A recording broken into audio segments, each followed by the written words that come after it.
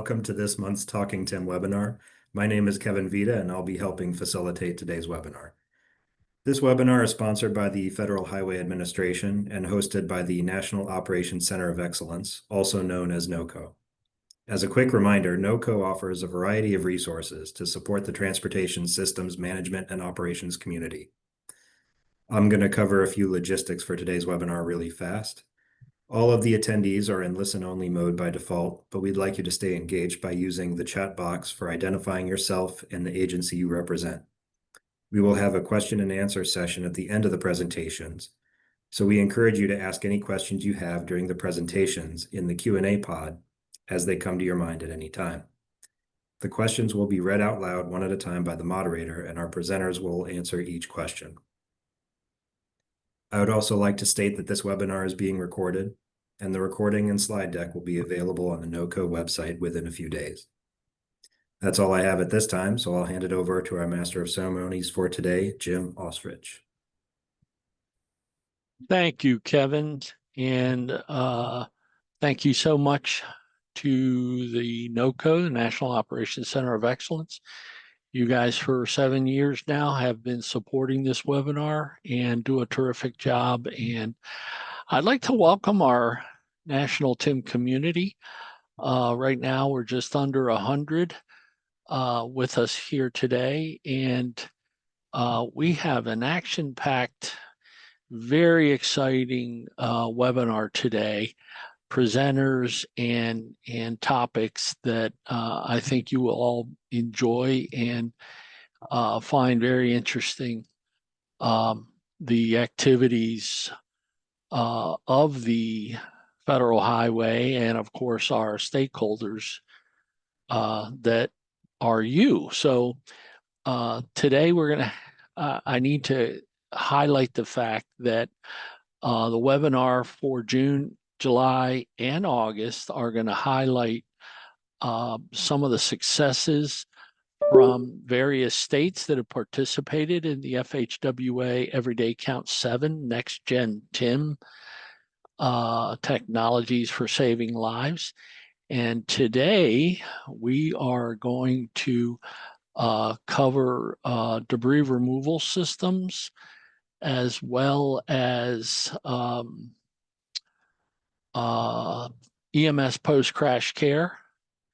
And was there a third one? I'm drawing a blank, but I think those were the two. Next slide. You're perfectly on point, Jim. Those are the two. Kevin, could you go to slide 2? Thank you. Yeah, thanks, Vishali. So here you see today's agenda.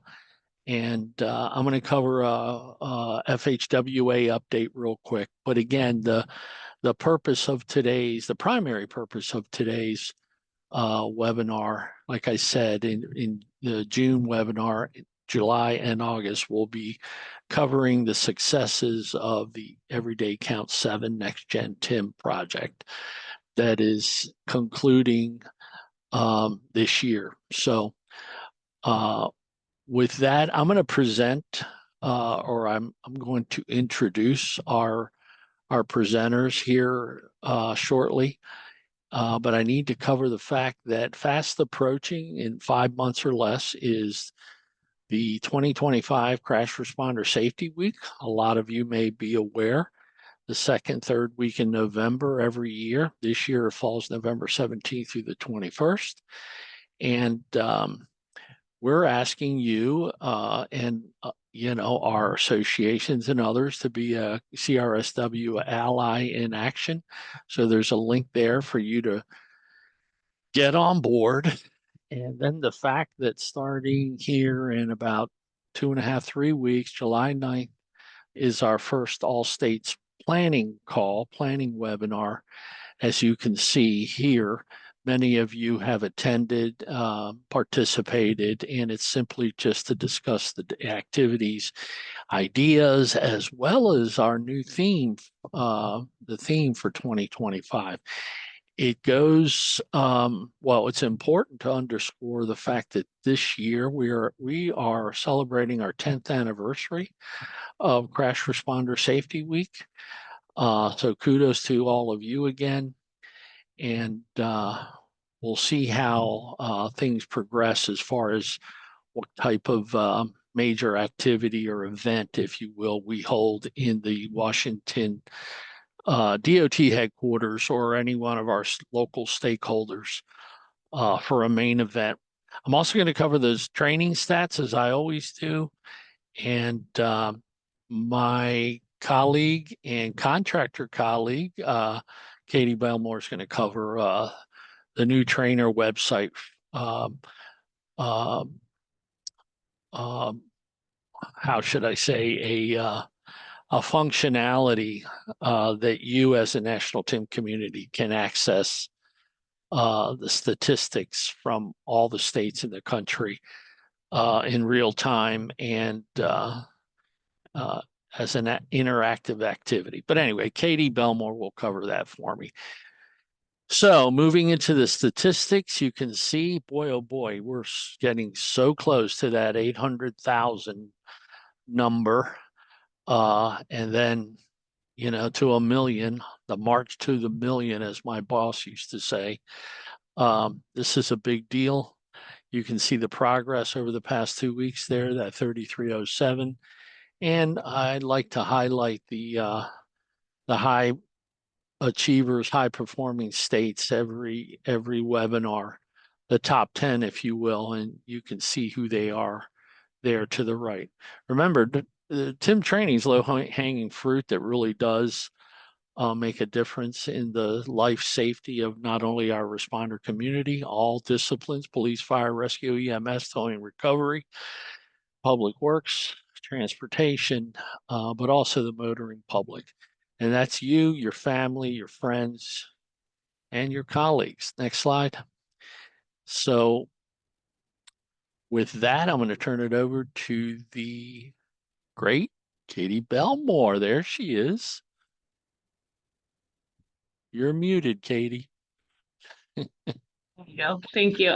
So last month when we talked about the website, we had just given you guys a demo.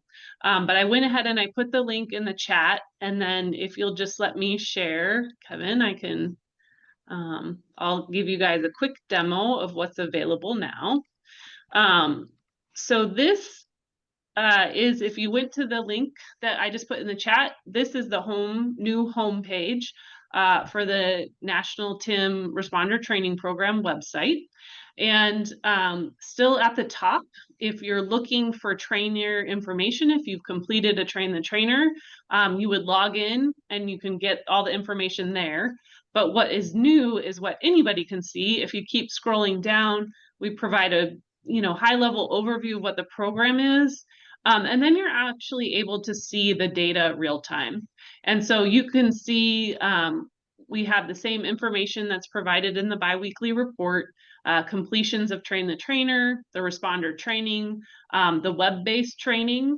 And just a quick note, the web-based training is still coming from a different data source. So you'll just see that information being updated about every 2 weeks.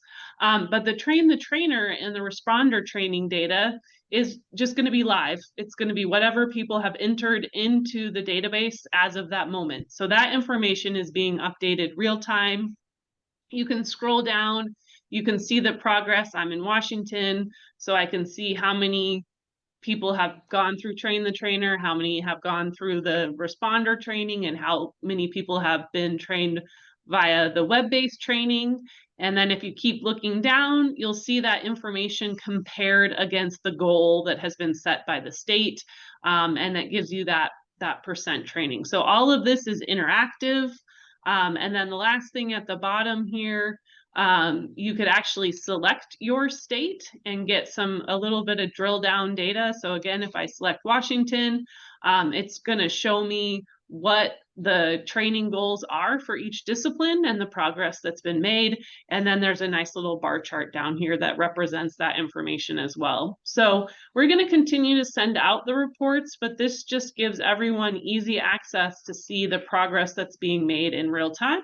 We've been talking about this for a while, so we're very excited that the site is out there. The data is up to date, and if you go in and are a trainer and you log into the site, this information is there too, so you don't have to log out to be able to see it. It's actually in both places. So with that, I'll turn it back to you, Jim. Thanks, Katie. That was great. And this was a while in the works. And Katie and the team, as well as the Office of Office of the Secretary's IT department helped us put this together. And as Katie said, you know, for non-trainers, we get a lot of inquiries and whatnot, but if you're not a trainer, it's your opportunity to be able to go in and look at your own state as well as other states, what the numbers are. So we're very excited, like Katie said, and, you know, to be able to offer this and allow you to take advantage of it and share the information. Next is the 5, 6 technologies under EMS or under the Everyday Counts. 7 Next Gen TIM project. As I said, we're in our final year. We had 46 states participate, and we're really taking the opportunity to ask our state champions that have progressed to some level with the technology that they chose to progress in, and some of them chose more than one, but a number of them are here today, and I'm very proud and happy to introduce our first presenter, and that is Brian Moen. He was the Assistant Director of Engineering Services, City of Frisco, Texas. So with that, over to you, Brian. All right. Well, thank you, Jim. So good afternoon, everyone. I'm going to give you an update on some of the things we've been doing here in the City of Frisco to help with traffic incident management. And what I'm going to talk to you about is give you an update. Some of you may have seen or prior presentations about SAFER. This will be an update kind of on where we are, but SAFER is our situational awareness for emergency response. We can go next slide. And so how is SAFER using TIM technologies to improve post-crash care? We use crowdsourced data. We have an integration that's called Closest to Dispatching that we're using. We're using routing for our EMS responders as they're approaching a scene using live traffic data.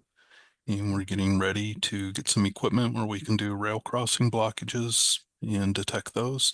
And then lastly, work zone data exchange that I'll talk about. Next slide. So on our Closest to Dispatching, what we do here is we know the actual locations of all of our first responders. We know the call location on where they need to go.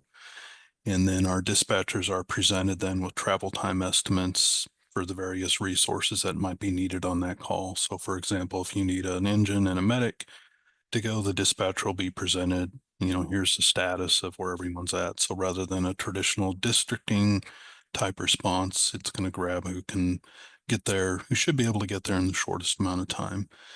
We did implement this back in 2017, and you can see in that first year, we shaved nearly a minute off of our response time for those particular calls where it was utilized. And we continue to use that system to this day. Next slide. This we started a couple of years ago now. So once those responders are identified and sent to the call, then we're trying to give them then the optimum route on how to get there that takes into account the real-time traffic conditions. So if you've got some backups or something somewhere on a major arterial, this will try and account for that. And then you can see here on our screen over kind of in the bottom right, the various calls that are active, but it's also then giving the first responders, they see the same screen inside their vehicle, and also our dispatchers. You can see the time estimate on when they should be arriving there, and that changes in dynamically as they go. And that's been really helpful for us, and, you know, being able to help our dispatchers know when they're actually going to be arriving on scene. Next slide. This is something you may have heard us talk about previously. We're working here in Frisco to detect when our railroad crossings are actually blocked, because they're active. And in 2020, our MPO here, the North Central Texas Council of Governments, had a grant for traffic incident management. Frisco was awarded a grant under that program, and we had proposed to use TrainFo. And so this is a product we're getting ready to actually install this coming September. It's equipment that can be placed in the public right of way. It doesn't have to be within the railroad right of way. So that makes that a lot easier. And it's using acoustics to know when the crossing is active. So even though we have quiet zone here in Frisco, you'll still have the bells, the tones and things that get detected there. What this is going to enable us to do, that closest to dispatching, when it's trying to find who can get there in the shortest amount of time, it's accounting for roadway blockages, for work zones and things of that nature. And what we'll be able to do when a crossing is blocked, create a dynamic road closure on that particular road. And it's going to then change that response time and give the dispatcher some other choices, or, they'll probably wind up choosing another unit to go respond to the call. And one of the neat things about this is the North NCT 911, which is our regional 911 communications provider that support 40 of the emergency communication centers in our region. They're a project partner in this. They're looking to see the results and the difference that we can make here. And if it can prove out and work well, that's something that they want to help support to roll out across the wider DFW Metroplex here. Next slide. And then our MPO just late last year and the beginning of this year wanted to encourage all of our cities to become part of the Work Zone Data Exchange and get feeds implemented for that. And so Frisco was awarded one of those grants, and we're currently working on getting this implemented. And I think at first thought, we're thinking, okay, this is for work zones, right? It's a standard the USDOT has helped develop, and it's really to improve the safety of the workers in the work zones, to bring awareness, but that can also include first responders, helping people, all of us as drivers, and then thinking to the future when we think about automated vehicles. And so what we envision doing with this is, when this gets stood up later this year, integrating that with Safer. So our dispatchers, and when the first responders are on scene, and let's say they need to block lanes 1 and 2, they can radio that in. They can put it into our Safer program, but then it can also get put into the Causeway One Network application, which then is taking that data and sharing it out, whether it's to Waze, Google, DriveWise, you name it, the various navigation systems that are used today can get that information. So, a lot of times as our travelers are being notified when there's a crash and they're going to encounter that upstream, and now we can get some more information maybe on what lanes or how many lanes are blocked as they're approaching that scene. And then hopefully just, being able to give a further improvement to the safety of our first responders when they're out there on scene. Next slide. And if you have interest in learning more about Safer, I just would encourage you to use the QR code there. It can take you to our city website. There's over 30 plus applications that are integrated within our Safer platform that we're using. And if you would have any, I know there's an opportunity for questions later. And so I will turn it back over to you, Jim. Thank you, Brian. When we first met you and your team, a couple of years ago, I want to say we are very interested and delighted of the work that you have been doing, and the team, the city of Frisco. I know you've been there over 20 some years in your capacity as Assistant Director of Engineering Services. And so keep up the great work. This is really, really outstanding, how should I say, operations, traffic incident management, management of for an urban environment, and both arterials and interstates and emergency response. Everything you're doing is just phenomenal, and I hope more and more municipalities around the nation take this kind of approach. So, because it does make a huge difference. So thanks again, Brian. You bet. Thank you. And to Brian's point, and I think Vishali said it earlier, if you have any questions, make sure to type them into the chat pod or the Q&A, the question pod.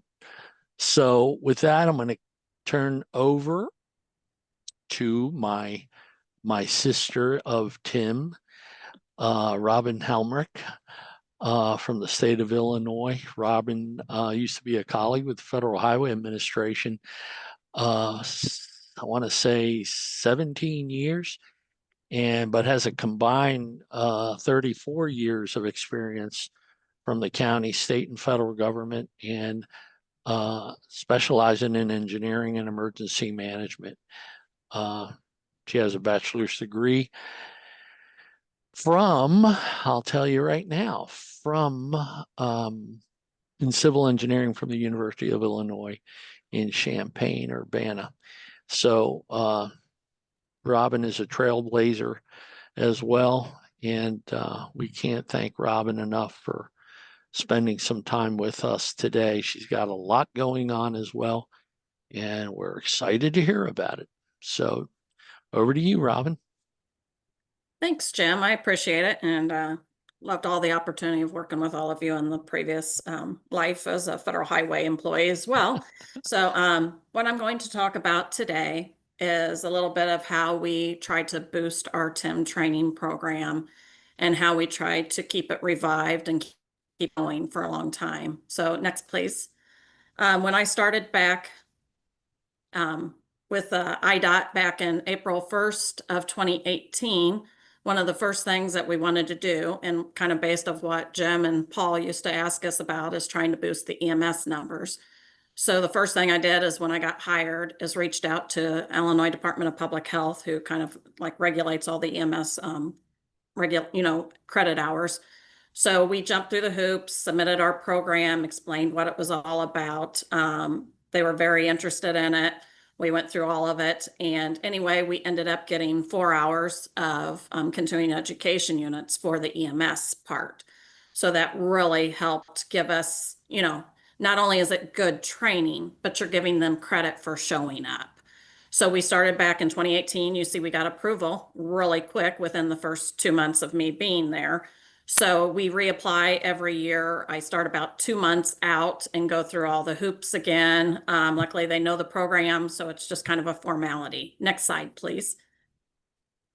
So we have gotten it all the way up through, and we have our 2025 certification, which is good through June of next year. So what I do is print the course site code out on certificates or find some way of at least sending it to the training officers of EMS. And as you know, firemen are also mostly EMS approved too. So next slide, please. So another thing that really helped with the fire and EMS, as I was just saying, that a lot of the firemen also have EMS, certifications as well, is that the state fire marshal had a meeting with me and some members of the Illinois Fire Service Institute, and they wanted to make this part of the basic operations for firefighters. So we had that discussion, and they put it through their JCAR, which was effective July 11th, as you see what's highlighted in this slide, July 11th, 2024.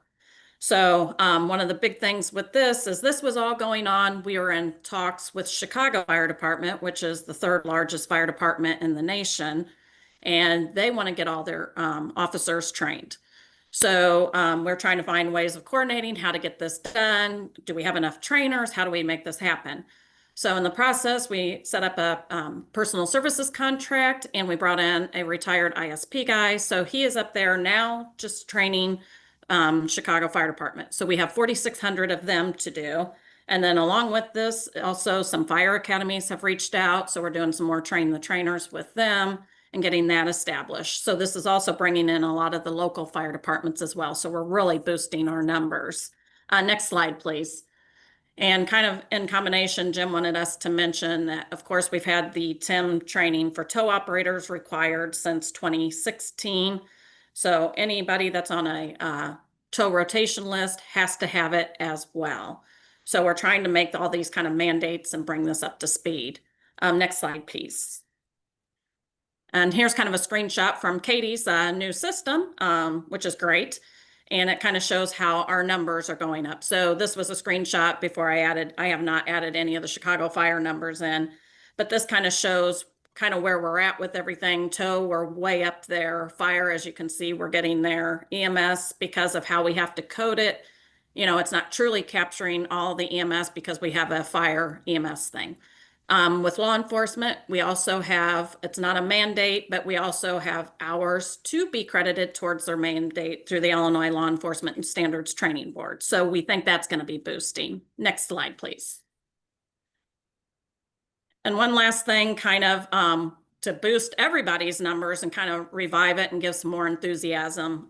This is a existing ISP, Illinois State Police, their EVOC track, their emergency vehicles operations course, and we are adding onto it a TIM track. So this was the conceptual drawing, and if you go to the next slide, you'll kind of see what we're going to be ending up with. So we're increasing the size of their skill pad, skid pad, whatever anybody wants to call it. We'll have a roundabout. We're going to have a nice straightaway, 3-lane intersection each direction, do the cable median guardrail. We'll have a railroad crossing, a bridge, parking lot, urban interchange, or urban intersection, rural intersection, and some on-off ramps. So this way we can kind of hold some training classes out there as well. So this is kind of, we should have a set of plans by the end of the year and hopefully break ground and have it out to bid next year. So next slide, and this will just be how to get in contact with me if you have any questions or suggestions even. So I appreciate it. Thank you. Excellent, Robin. Thank you for the Thanks. presentation. It underscores what I said. You're trailblazing. I know you have a lot of great partners and champions that work along, side with you, state police, fire rescue, and all the above, tow and recovery. But it just, again, underscores in my mind what really I believe anyone on these, on these webinars can achieve. I mean, I don't know how else to say it. It's just having the passion and the desire to build something, and you're certainly doing that, Robin, in Illinois. And we can't thank you enough. And we're super excited about the tracking. Can't wait for when that gets done. And I hope to actually come up there. And definitely, it's definitely going to be open. Like I said, it's going to be a great benefit to everyone. And I'll tell you what, I have a great team here in Illinois and with you guys as well. So I really appreciate it. Yes, indeed. Thanks again. Thank you. I think, there we go. Thank you, Kevin. We have a brief Q&A here. Questions for Brian and Robin. Do we have, Vishali, do we have any in the chat pod first, or the question box first, before I go to the canned questions, if you will? Yeah, no, there were no questions in the chat pod. So people have, I think, gotten used to using the Q&A, which is wonderful. There was a request to share the video link, but we're not sure what that link is in reference to. So we'll go back and take a quick look. So no, I think you can go to the EMS post-crash care yes. questions. Yes, exactly. Yeah, the first one being, and this, I'll give this one to Robin first, and it is great advances for EMS and other responder communities from both the training and the technology side. Can you share your thoughts on that? Again, great advances for EMS and other responder communities from both the training and the technology side. What would you say, Robin? I think trying to give them a benefit of not only the knowledge that they get during this training, it's putting them in the room with their responders that they're actually responding to out on incidents as well. And then to give them the extra credit, to give them benefit for the continuing education hours is just another bonus and making it really worth their while and continue with their license. So that way, a lot of people don't always have those 4 hours or 5 hours, by the time they travel and get there to, dedicate towards training. So this kind of gives it a little better benefit for their employer if they're getting paid at this time, to make it worth their time to be there as well. So I always think it's a huge benefit. So anytime you can share amongst the disciplines and you're doing a quicker clearance, it's making it safer for everybody. So I think it's always a plus bonus. Yeah. And I'll just add to that the points you made earlier about firefighters, the majority of them being either, paramedic or EMT, emergency medical technician licensed. And that's a requirement for the EMS community. And depending on the state, I think they have to relicense every 2 or 3 years. Yeah, I think ours is a 2-year cycle, and they can retake it and it counts again. So yeah. And so we're on a mission here to reach our EMS community more broadly. And there are fire-based EMS, they're non-fire-based, they're hospital-based, there's different categories. And that's what we're setting out to do. And you're certainly trailblazing, like I said, in that area. Thank you. Question, thank you. Question for you, Brian. What guidance might you offer other states or regions to make training a standard? I think our MPO here does a really good job of training our region and has taken on that responsibility. So encouraging, when our transportation officials show up over there, we're part of that process, but spreading that to your local departments and making, trying to take advantage of those where they can be aware. Or if that's not happening in your region, maybe that's something the MPO can work with the state to consider kind of taking on that role to help bring things down more to a local level. Absolutely. That's a really good point. I can tell you in my days back with the state DOT in Washington, DC, that is, DC isn't a state, but it was treated as a state. I work very closely with the Metropolitan Washington Council of Governments. Another resource is through, and I think both of you have experience with emergency management agencies, EMAs, and emergency managers, and they have resources and can support training initiatives as well. I'm sure you would agree.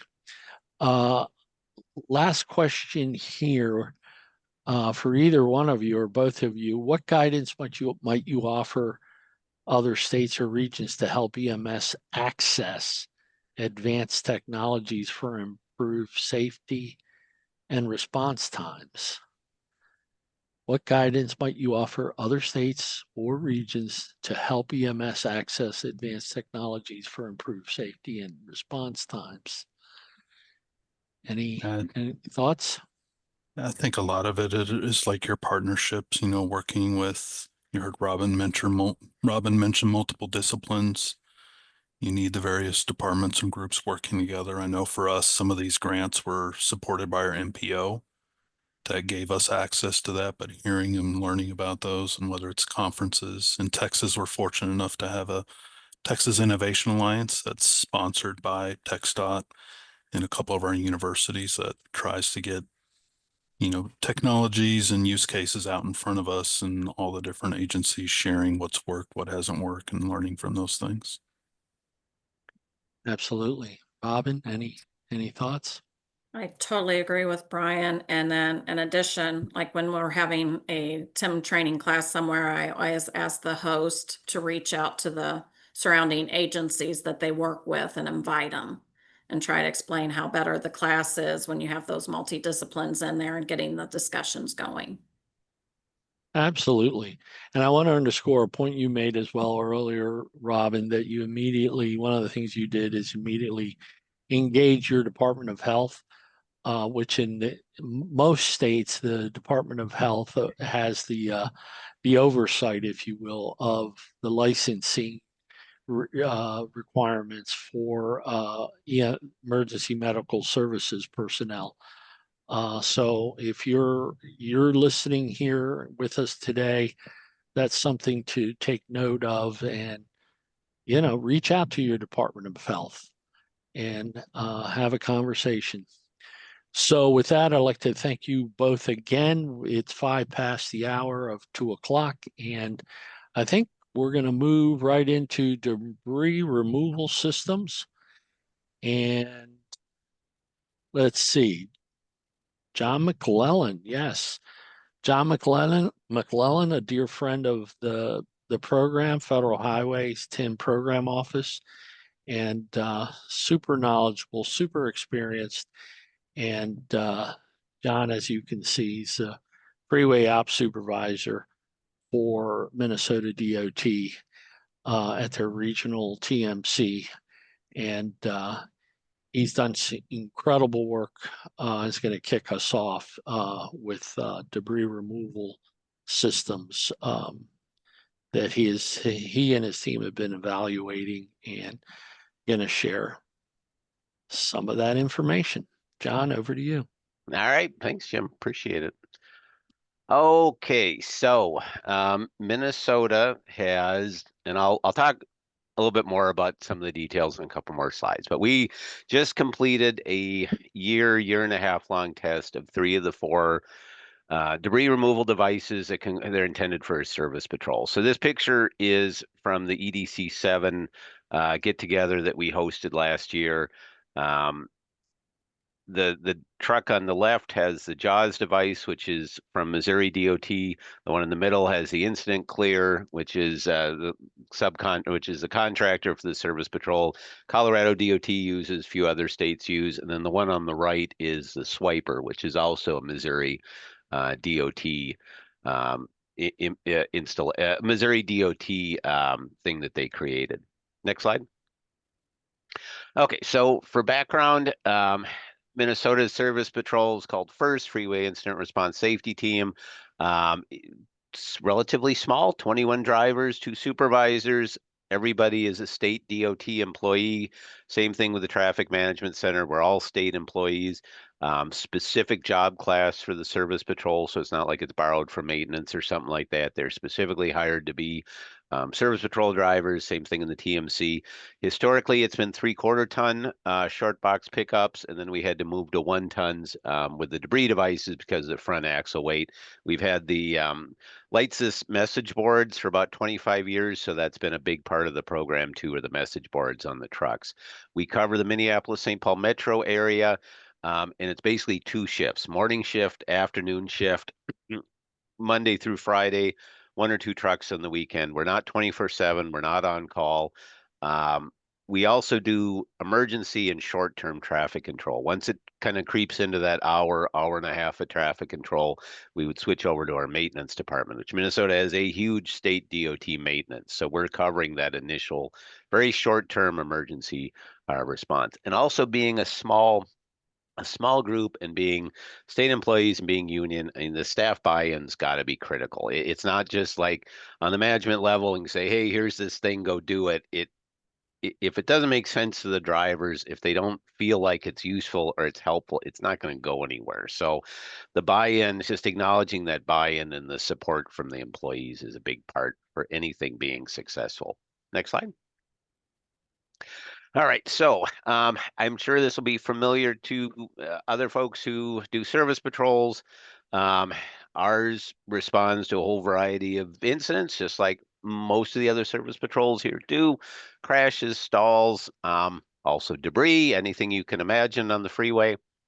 But we also push vehicles. So every day we're pushing a vehicle out of the traffic lane, so we need the push bumper. So this is the problem why you can't just put a plow on the front of a service patrol, is that you need the push bumpers as well as handling the debris. So the whole goal, safer, more efficient way to get debris out of the traffic lane.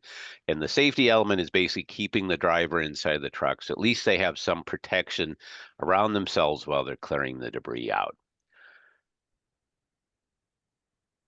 And so we did a research. So it's bounced around for a while, how to try to move forward with this. We put in a research proposal in late 2020 to our maintenance. Our maintenance unit had a chunk of money every year that they can do for research. They can go out and buy something off the shelf if you want to try it out and want to test it out. So I mentioned this. This is what we got, about 100 grand out of them, which was pretty good. But I would also just mention this too, if you're state DOT or whatever, just keeping in mind there may be little bits of money around there, and it may be in a place where you've never thought to look or you don't actively think about. Just if you want to move forward with something like this, just something to keep in mind, that there may be money available for research that may be outside of your normal area. Next slide. All right, so short video just kind of sums up the whole concept here. If you're not familiar with this, I think it's a wood fence or something like that, or maybe part of a pallet that got dropped. You can see the service patrol trucks pulling up, and he's going to deploy the device. This is the swiper, which is the Missouri DOT St. Louis office device that they came up with. And then that's it. Get the debris pushed to the shoulder. There was a nice gap in traffic, coincidentally, so that was good. I mean, that's the whole idea, right? Get the stuff out of the lane, slow down. You don't have to stop. You don't have to get out of the truck. You don't have to pick it up by hand. You can at least drag it off to the shoulder, still being in the truck. Next slide. Okay, so big shout out to Missouri DOT. The credit goes to all of this, goes to Missouri DOT, who came up with a pair of these devices in their own shops. And so Missouri DOT Service Patrol, pretty similar to Minnesota's. They came up with the JAWS device, which is in the top right, and the swiper, which came out of the St. Louis office. Now, the JAWS device, JAWS is an acronym, Julie's Automated Waste System. Just like a lot of other states, named after an employee who was struck and killed picking up debris. So that's where this all kind of started out on the Missouri side, was trying to come up with a safer way to do it. So we saw St. Louis had it. We've heard about St. Louis, or we've heard the Missouri had these devices. How do you get it going here in Minnesota? And especially if you work on the DOT side, you know how it seems like a good idea, but actually moving it forward into a state level is a lot more complicated. So how can we bring this from Missouri to Minnesota? Next slide. Okay, and coincidentally, kind of when we were looking at all of this, it was kind of a big topic, just kind of coincidentally on a national level. So you had the Lane Blade device, which I know some folks on this call are probably familiar with, that came out of Pennsylvania Turnpike, and also Colorado DOT. They contract with Incident Clear, and they had come up with this device on the bottom right there. Next slide. Okay, so we got 100 grand from the research project.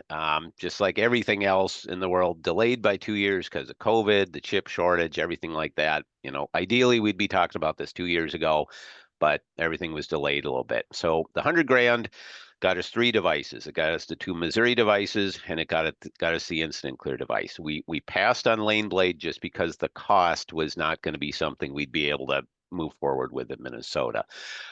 We bought them from the existing vendors, which was kind of an obligation of where the money came from. It couldn't be something that we researched. We had to buy it from a vendor. 2 of the devices, our truck had to be shipped out of state. And then one of the devices was installed locally by a vendor. Had the 3 devices online, and basically you picked, the drivers share a truck, so we picked drivers, we picked routes that would be the most likely to use the device and give good feedback on it. And then we also had a consultant on board with a relatively small contract to do the evaluation. And one of the things that they did was created a very basic survey monkey, like an 8-question survey monkey that the first drivers could fill out on the laptops in their truck after they'd used the device and they're in a safe location, just to say, did it work? Did it not work? And put in some comments on it. And that was super, super useful as part of this evaluation. Next slide. Okay, so October 23, 2 of the devices up and running. April 24, it took forever to get the 3rd device going. So finally, April 24, we had all 3 devices up. You know, and basically just summing up, say 1 device was pretty easy to get going. 1 device was kind of hard to get going, and the 3rd device was very, very difficult to get going. Next slide. Okay, so year and a half in, 253 total uses as of last week. Between incident clear and Swiper, pretty similar totals. The Swiper truck got hit in January, so it was out for 2 months, but I mean the totals are pretty similar. Jaws a little bit less. But really the big thing, 85% success rate between all three of them. That was incredible. It was way more even than what I had hoped for that we would get. And a 98% safety rating from the drivers. So 3 out of 253 uses, they said they didn't feel safe. 250 times they used it and they felt safe. That was incredible, especially how honest the employees are going to be. If they don't like it, they're going to be honest about it. And that was really incredible to be able to see both that high of a success rate and that safety rating. Next slide. Okay, so challenges, if you're thinking about one of these debris devices, challenges, and this kind of goes across with all of them, flat debris, so recap, signs, metal sheeting, stuff like that. It's going to be very hard to grab it. The devices tend to just kind of skip over the top. Rolly devices, so cylindrical stuff, pipes, tree limbs that have been cut off. We had one with a fire extinguisher. The problem is that the truck tries pushing it, it gets a spin, and if you turn too quick, it'll spin off and it'll go back out in the lane again. Also the extreme cold, kind of a Minnesota thing, but the extreme cold had a hard time with the pneumatics on some of the devices and keeping them working. We did some changes on all the devices. We added cameras to one of the trucks that didn't come with a device that didn't come with them. So again, if you're looking at these debris devices, highly recommend a camera, especially pointed right down, so that the driver can see whether they have the debris captured or not, and if it's starting to spin out or if they're going to lose it. We also added claws to the Swiper device, which helped kind of grab stuff a little bit too. And we had to do rewiring on a couple of devices, which really kind of points towards, some vendor specific issues. Next slide. Okay, so, overall, a successful project. I mean, I would say it was even more successful than I had hoped it would be. Overall positive remarks, some honest caveats about when it didn't work and some of the concerns, but overall, the drivers that used it liked using it. I'll add in that the Jaws device broke about 2 months ago. One of the drivers was pushing a dead deer out of the lane. It was fine on the pavement, fine on the shoulder. He got into the grass, it hit the dirt, and it basically broke underneath it. So that was the end of the Jaws device. Next one. All right, so the Swiper device, good results. I mean, it worked. It had a relatively low amount of failures. Also, the least amount of drama to get it installed. You can hit the next one. Modular process. So basically we order the device. It comes attached to the push bumper, and then we have it installed locally. So it should hopefully be a little bit easier as opposed to having to ship the truck out of state. The other really nice thing is it was, between $1.50 of the cost of the other ones. So really, really not very expensive. So it was a lot easier for us to ask for money, and we were successful in getting enough money to buy 10 of these, which should be enough to get our entire fleet instrumented, at least up to maybe 1 or 2. We should be able to get the entire working fleet with the Swiper on board, hopefully by next year. And the devices should all be coming in the next couple of weeks and then getting them installed. So that's super cool. That moved ahead really fast, a lot faster than I hoped. Next slide. Okay, so what about you? I would strongly suggest if you have to respond to debris, very strongly suggest that you look at adding this on. Not 100%, but boy, it is definitely a step forward. I would even add on to it if you're not directly an SSP, but maybe you do some light or emergency maintenance, maybe you're a bridge crew or a tunnel crew, something like that. Or if you're out in a rural area and you occasionally have to respond to different kinds of debris, and putting a plow on the front of your truck is not really practical. There might be some options here. This would be something else that I would suggest expanding this out to. Next one. And a whole variety, right? You got a whole variety of choices. You can spend $5, $10 grand, you can spend 25 grand, or you can spend 40 to 50 grand. And just knowing it's not just about the cost. Sometimes it is easier to spend 40, 50 grand per truck than it is easier to spend less money. It's just, kind of knowing how things are in the States. There's a lot of different options out there if you're interested in doing this. A lot of different choices, what's going to fit, what's going to work with your state and your budget and kind of how your practices are. Next one. Okay, so something else I would add in here too, just keeping in mind, two of these devices, the two that really started this, came from Missouri DOT, and they were things that they created. They worked with a vendor to kind of rough out, which means if you're the kind of state that has the resources to do this, throwing it out there, this might be the next, you guys might be the next one to be able to come up with a better device for it or an improvement to it. And hopefully in a year or two, right, 85% is 95% because somebody out there in another state has made improvements to it. So I really just mentioned that as something else, that if you have the ability to do this yourself, we're all going to benefit for it. That's it. Thank you very much. And if you got questions, put them in there. We'll talk about it some more at the end. Thanks, everybody. Thanks, John. Great job as usual. I've said this before and I'll say it again. I remember my days as a practitioner in the field and the danger associated with getting out of your truck to try to remove debris. It's certainly an incredible device that has incredible promise to save lives.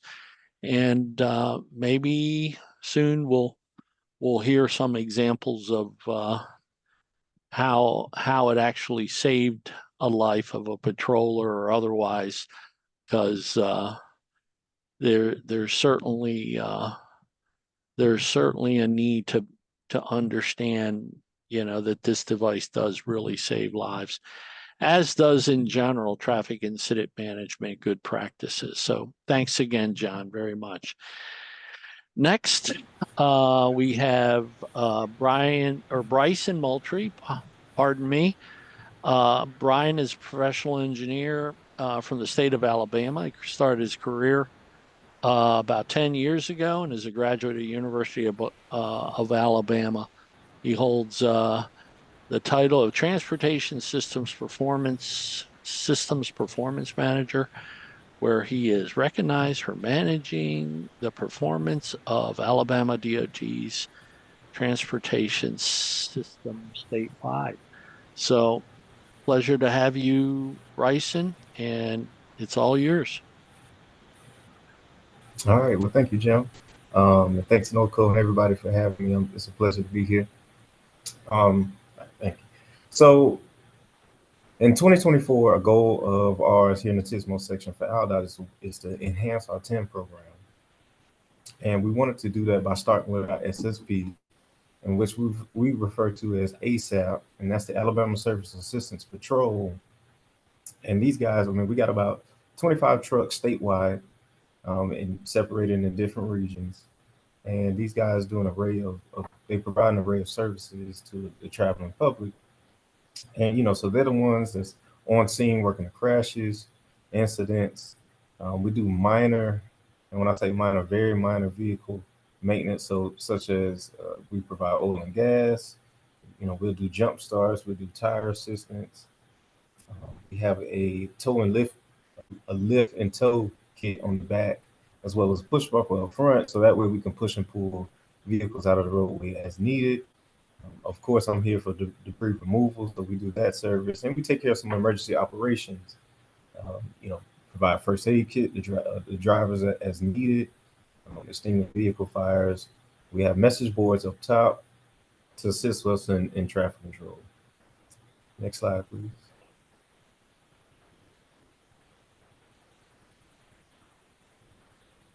Next slide.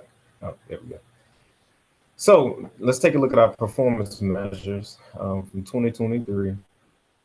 And ASAP performed 34,000 different services to the traveling public, and just over 2,200 of those were dealt directly with removing debris from the roadways. And so from 22 to 23, we noticed that there was a 20% increase in the debris removal events. excuse me. So we knew that that was an area that we wanted to kind of highlight and focus because, you know, we've seen those guys run out into the roadway and gradually be in the middle of traffic, you know, all times of the day, and it's an extremely dangerous job. So we want to explore all opportunities to keep those guys in the truck. Next slide, please.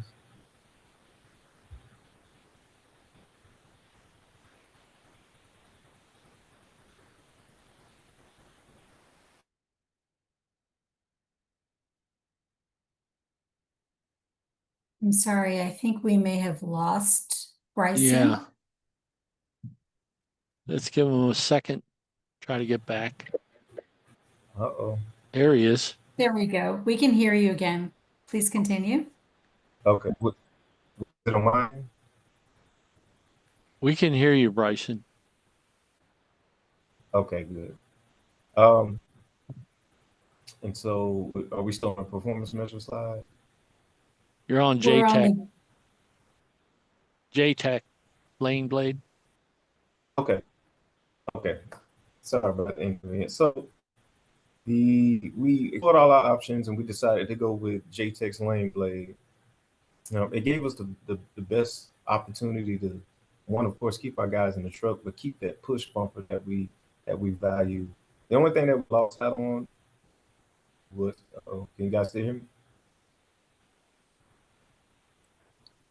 Yes, we can. Okay. The only thing that we lost out on, all of our trucks come with winches up front. And after talking with many of our operators and our drivers, they said, hey, you can barely use the winch. So, I mean, that can be a sacrificial.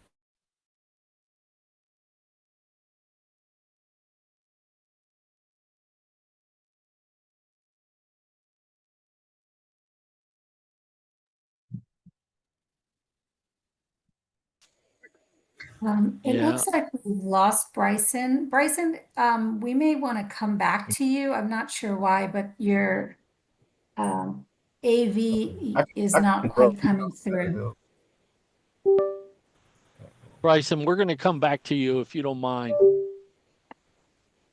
Okay, no problem. Thank you, Okay. sir. Thank you. So next we're going to move to David Blue, and who serves as the program administrator for the Traffic Management Group at the Arizona Department of Transportation, overseeing the Incident Response Unit, Traffic Operations Center, Arizona 511, and related statewide programs. David retired as a captain after 28 years with the Arizona DPS and brings a huge amount of experience, expertise in emergency response, interagency coordination, transportation safety, playing a vital role in enhancing Arizona's traffic operations and incident management strategies. So with that, over to you, David. I hope everybody can hear me. Copy Good. that. All right, good. Good morning to everybody. If it's still morning, and good afternoon if you're in another part of the country. Next slide. As we stated, the Traffic Management Group, the Incident Response Unit, it's comprised of 15 responders in the Maricopa County only. It's not a statewide program. It's 15 employees that participate in this program in the metropolitan area. And we're under the direction of the Arizona Department of Transportation, and we get a funding source from Maricopa agencies of government. Next slide. We began to do the debris removal system implementation back in 24, and the purpose of that is at the end of the slide. You'll see why. We lost the Arizona Department of Transportation employee due to debris and placing signage up. So we wanted to come up with a strategy to ensure that the employees didn't have to get out of their vehicles to remove debris and not be what we call a leapfrogger in the interstate system in the metropolitan area. Because some of our lanes of travel are 9 lanes. So that's how we came through, and we applied for a state grant through the FHWA, and we received $149,000 in funding source to deploy 4 debris removal systems. Next. as we started about, sorry, that thing, I got ahead of myself. It was awarded in November 25th of 2024, and then we received it December 2nd of 2024, and began the process to research which company we want to use. We went with Incident Clear as our vendor for the system. After we looked at Lane Blade and other vendors, and we decided this was the best fit for the Arizona Department of Transportation. Next. It is our first of our kind of in Arizona. During the installation in the early stages, we only have one installed. Next slide. And the reason why we only have one installed is it's not sure if I'm ahead of myself, but it was due to the challenges that we've had with out of state not having an in-state vendor in order to install the equipment itself. What we did on the performance monitoring is we utilized our CAD system, obviously, to start utilizing how many times the lane was deployed, where it was deployed, and how we were going to utilize that piece of equipment for the most effectiveness for return of investment. So we utilized that CAD system and support that driven data decisions in order to, because we only have 2 shifts, but we work from 5 in the morning until 1 in the morning, and with only a few hours. With no coverage. So we want to deploy them for the maximum coverage and the cost effectiveness, because they are quite expensive, to $28,000 per bumper. Next. Our first installation was in February of 2025, and we had some challenges. One of the challenges is we had Ford vehicles, 351 tons, 350s, I believe they are. However, due to the manufacturers of Fords and that downshift, there wasn't building them, and only certain states were getting so many Ford vehicles. We had to switch to Dodge vehicles. The vendor did not have any type of blades that would fit on any Dodge vehicles, so they had to begin manufacturing just for Dodge vehicles to tailor to fits those. In addition, some of those timeline challenges, it was the vendor scheduling, because they have other customers they need to serve. So we're still in the process of getting the other 3 installed. But the first one that it has been deployed, we'll talk about it a little bit later in the slides. You'll see how well it worked. And so far, we're tentatively impressed with the equipment, but we're still evaluating that. Next. We did implement not a manual method, or not only a manual method, but an actual structured oversize training method, because we want a proficiency for not only employees, we want to have their self-confidence in the equipment they're utilizing. So we set up a training not only with the vendor, but then we developed a lesson plan and objectives and a proficiency testing to ensure that the employee understood and had knowledge of the equipment, and they were self-confident in that piece of equipment that they were going to be utilized out in the field. Next. Our future expansions, this is the brand new truck. We just purchased it. We put the blade on this one. This is going to be utilized effective July 3rd, 2025, when the new Interstate 17 flex lanes are open up. It's the first one in the state of Arizona. It's going to be a very, very high profile media event, and due to the obstacle traffic being a flex lane, never being utilized, they're required to clear all debris or anything outside those roadways anytime we open up a northbound or southbound traffic lane over during those high profile weekends, i.e. Holiday weekends. So this was going to be utilized quite a bit for that. So we want to purchase new truck. We want to purchase the debris clear to make sure we had all that effective measures to get that roadway open up as soon as possible for the traveling motor public, which again, it supports not only ADOT's initiative and safety goals, but the overall mission of the Arizona Department of Transportation. Next.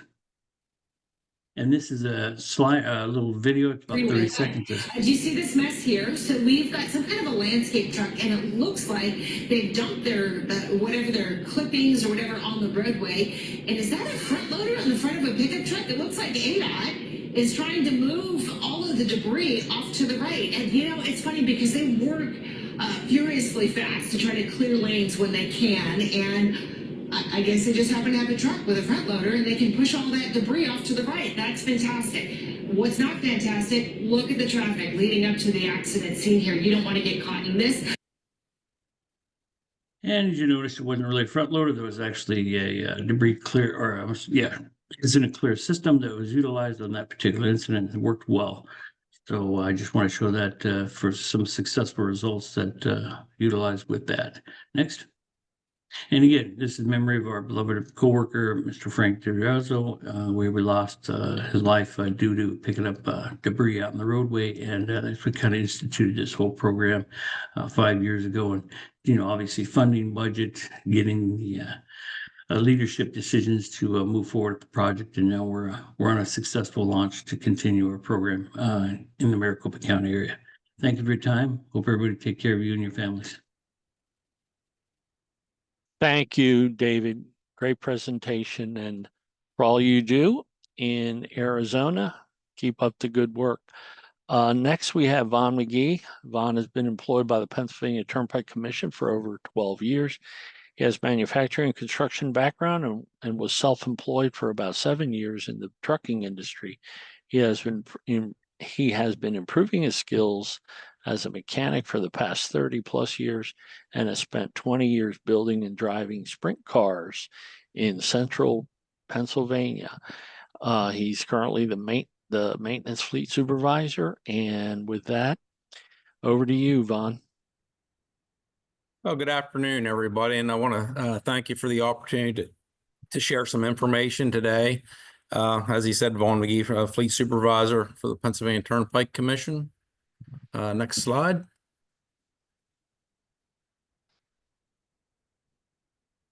So just a little bit about our system. The PA Turnpike Commission operates a toll road system that began 85 years ago within Pennsylvania. Currently consists of 565 miles, 23 maintenance locations that manage tunnels, interchanges, and bridges. We move about 500,000 people daily, and we employ over 1,300 employees. Next slide.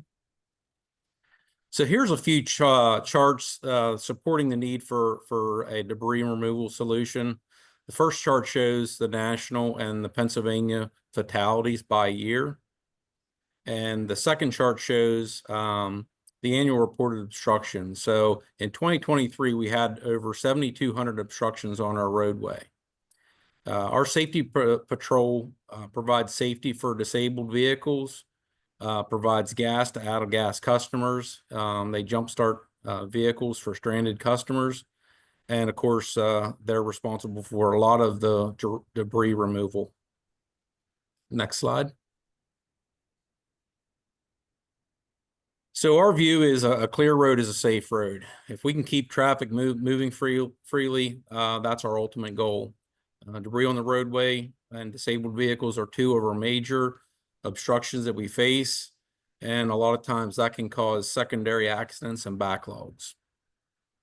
So in 2020, the Fleet Division was tasked with coming up with a solution to deal with, to safely deal with the roadway debris. Previously, we would manage or manually drag off debris and remove debris running across travel lanes. A lot of times at night, through the day, at heavy traffic, at all hours, 24/7. So our 3/4 ton trucks were outfitted with push bumpers, and we came up with the idea of modifying it to remove debris while still being able to use it as a push bumper. And the pictures kind of show a couple of the instances that we commonly run across. Next slide. So early on, we realized once we get into it a little bit deeper that it was something that we weren't going to be able to bring to the market or bring to fruition quickly enough with the resources that we had. So we took the idea to JTEC and to build the first unit. Our safety patrols are active 24/7, and these vehicles travel over 150,000 miles per year. So we wanted a unit that was, always installed on the vehicle. We wanted it to be able to work with our current chassis, which was a 3/4 ton 2500 Chevy. And we wanted to make sure that the unit would get underneath all the debris, so that we weren't losing debris and running over it or having to make multiple passes. And the third criteria, or the fourth criteria, was we wanted to still be able to push vehicles, you know, off the roadway.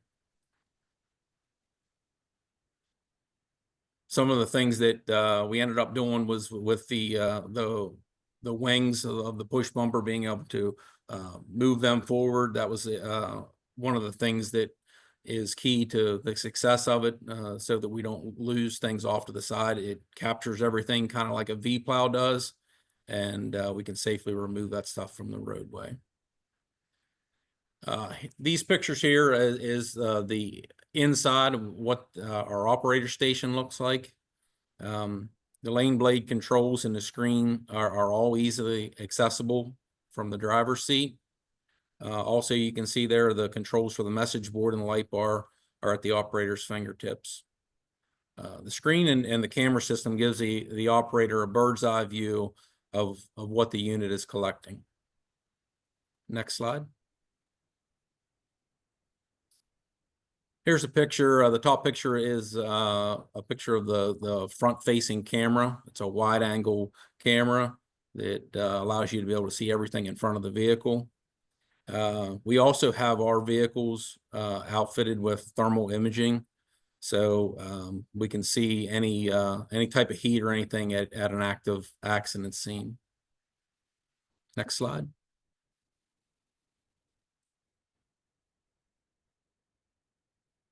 So some of the lane blades safety features. The unit's not able to be deployed over 20 mile an hour. So if somebody's going down the road at 50 mile an hour, they're not going to be able to deploy the unit and push something off the road or make contact with the unit. Obviously, we know what that would happen at highway speeds.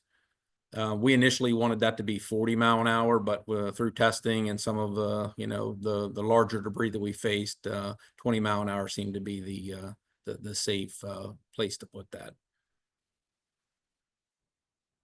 Also, you have the hydraulic check valves so that the unit doesn't get accidentally deployed.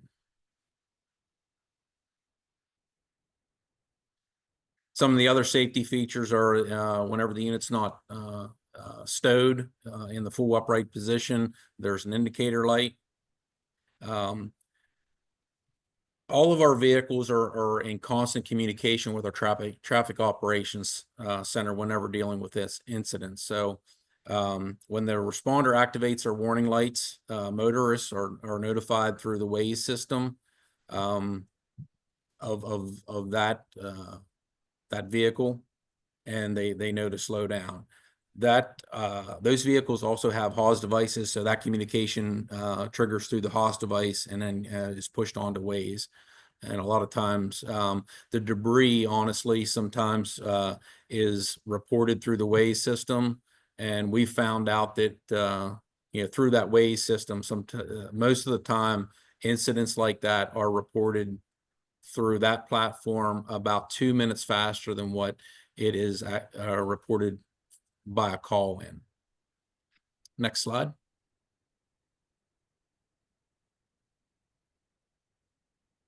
Okay, some of our policies, the vehicle operator, whenever they come up on a debris, they pull off to the shoulder, assess the situation, they wait for a gap in traffic, and once they are free and clear, they move out into traffic, collect the debris, move it off the side of the road. If it takes multiple passes, they'll back up on the shoulder and make as many passes as they can to remove the obstructions. If they're in a tunnel, of course, they collect the debris and they push that to the end of the tunnel off to the shoulder. And then that's either collected at that time, or, if it's something that's too big, we've got some female drivers that, wouldn't be able to remove a full-size deer or bear or something like that. That is left for the maintenance crews on the next shift. Next slide. As far as training, all of our operators and our supervisors are trained on this piece of equipment, so that everyone knows, how it's to be used, how it works, and that we are sending a clear message and a constant message to everyone on our system. Next slide.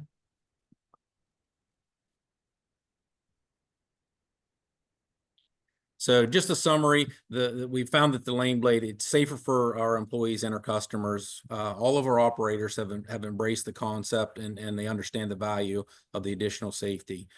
We initially piloted 3 of these units. And after we got good results and good success with those units, we now have 29 units in our fleet. We have 1 at every maintenance shed and 6 spares across the system that we can put into service during any type of service or repairs of the main units. And last slide. So in 2023, the Pennsylvania Turnpike Commission received the IBTTA Safety Award for our part in creating this product and, you know, bringing it to the rest of the industry. And that's everything. Thank you for your time. Thank you, Von. Excellent presentation, information. And you were one of the first to work with JTech, designing, customizing your push bumpers and your, you know, to both accommodate, you know, pushing vehicles as well as doing debris removal, which I think is very, very innovative. So thank you for that and everything you do in the great state of Pennsylvania. Thank you. Yes, sir. So next up is Steve Frisbee. Steve began work at the Arkansas Department of Transportation in '97, has served as a resident engineer, district engineer, transportation policy and planning engineer, and is currently the assistant chief of engineering for maintenance. Steve strives to bring the field perspective into planning and management decision-making processes. So with that, over to you, Steve. All right, thank you. Can y'all hear me okay? Sure can. All right, great. I'm going to try to be brief here. We've had some great presentations that got into a lot of good details. I will mention quickly that our state maintenance engineer gave a very detailed presentation similar to some of these in the May of 2024 Talking Tim webinar. And so I would encourage you to reach out, check that out if you'd like some more details about what I'm going to share briefly with you today. Tragically, RDOT has lost 5 employees in our maintenance or construction work zones in 5 years. And these tragic losses, of course, have weighed heavily on us, and they've been a catalyst to sharpen our safety first focus here at RDOT. And specific to today's topic, we lost Timothy Harris in May of 2023 when he was struck and killed by a driver while trying to retrieve a shovel that had fallen on a busy 3-lane interstate. And we just want to remember and honor his service and sacrifice to our state, as well as those others that have lost their lives. Next slide, please. You know, following that tragic loss in 23, RDOT put a safety task force together to implement some improved safety practices for debris removal. We, of course, reviewed other state DOT best practices. We came up with a very short duration operation policy, similar to some other states, for safe removal of debris. And for things without the specialized equipment talked about today, just basic best practices such as using a spotter, not allowing employees to cross high volume multi-lanes on foot. We implemented low-cost solutions such as long reach poles to retrieve debris in these more rural areas when needed. And then, of course, we invested in some specialized debris removal equipment, such as the road rake shown in the top right corner, and that's more for cleaning the debris off the shoulders to keep those clean, the lane blade and the gator getter. Next slide, please. So RDOT initially purchased, after the 2023 incident, our director authorized us to purchase 13 lane blades and 16 gator getter devices, and they've been deployed across our high volume interstates. We do not currently have a motorist or service assistance patrol program. Therefore, the responsibility for debris falls on each of our maintenance headquarters located in our counties across the state.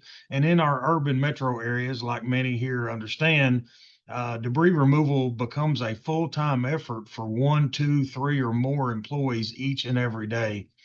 So again, I don't want to get too deep in the differences in some of the devices, but I know the questions could come up because I'm one of the only mentioning the Gator Getter today.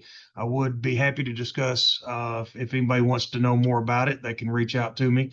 But I will say that the Gator Getter benefits is it can retrieve the debris at a higher speed. It was already mentioned about the lane blade that you have to slow down to 20 miles an hour. The Gator Getter can collect it up to 50 miles an hour. So that's nice. It can also collect more than one piece at a time. You can get several pieces at once. But the big downside is it's got to be mounted to a dump truck. That very much limits your versatility. And based on that, we did decide to expand our use of the lane blade due to its versatility as been described by others. So the good news for us is after we purchased those 13 initially, in 2024, we applied for and received a $125,000 stick grant to purchase 5 additional lane blades, which are out and now in operation. And then we doubled down, and we were fortunate to apply for and receive a $1 million aid grant in 2024 to purchase 30 additional lane blades. So we will now have a combined total of 48 lane blades to give us a statewide coverage for our interstates and high volume roads. We've actually received 22 of that last order of 30, and we're getting those installed and in the field. And the final 7 or 8 devices are going to be arriving in the next few weeks. So we're really excited about that. As part of our grant award, staff did develop a mobile app for operators to track the debris clearance with the lane blades. And we're going to be collecting data such as when we were notified, when they deployed, when the debris was actually cleared to get some good performance measures on that. The app was actually just completed recently and deployed to our operators last week. So we'll have a dashboard on ArcGIS where we can identify where the most debris is being picked up and some of those other measures. Good news is the feedback we've gotten from our crews and the peace of mind knowing that we're doing everything we can to keep them safe has made this a very worthy investment. And I just want to end by saying we're so appreciative to FHWA and those involved in the grant awards to help RDOT deploy such innovative and life-saving equipment that can improve safety and reliability for our critical infrastructure. That's all I've got. Thank you. Thank you, Steve. Excellent presentation. I'm super glad you shared a little bit about the Gator Getter. And I unfortunately have to, well, we've got 8 minutes left. First, I want to thank all our presenters for the great presentations. Not going to have time today to get into questions for our presenters. But if you do have, and I've seen a couple, not many, if you do have specific questions for any of our Jim, did we want to go back and have Bryson finish his content? Or if not, then we do have time for 2 questions. Well, so I don't know which way. I don't know how much time Bryson needs to complete. I'm glad you interrupted me for Bryson, but Bryson, if you think you can get it done in like 3 or 4 minutes without your video, maybe just, speak without your video, that may help you not, lose us and us lose you. Yeah, So, absolutely. I can wrap up in 2-3 minutes. Okay, well, go for it. And Kevin, could you go to slide 44 to 45? Perfect. All yours, Bryson. All right. Well, I'll welcome myself back since I'm the one who lost connection. But so we started our pilot last year. We put the lane blade on 2 of our trucks, one of them being in Birmingham, which is one of our major metro in Alabama, another one Montgomery, where I currently work out of. And so about 1 to 3 days, tires, treads, shopping carts, ladders, you can grab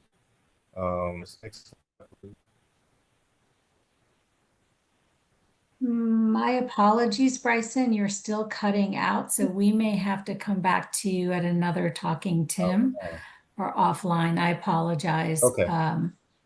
You're cutting off about every half a word. So So Jim, back to you then. We'll have to figure out the audio issue offline. Okay. Okay. So with that, again, I want to thank all the presenters.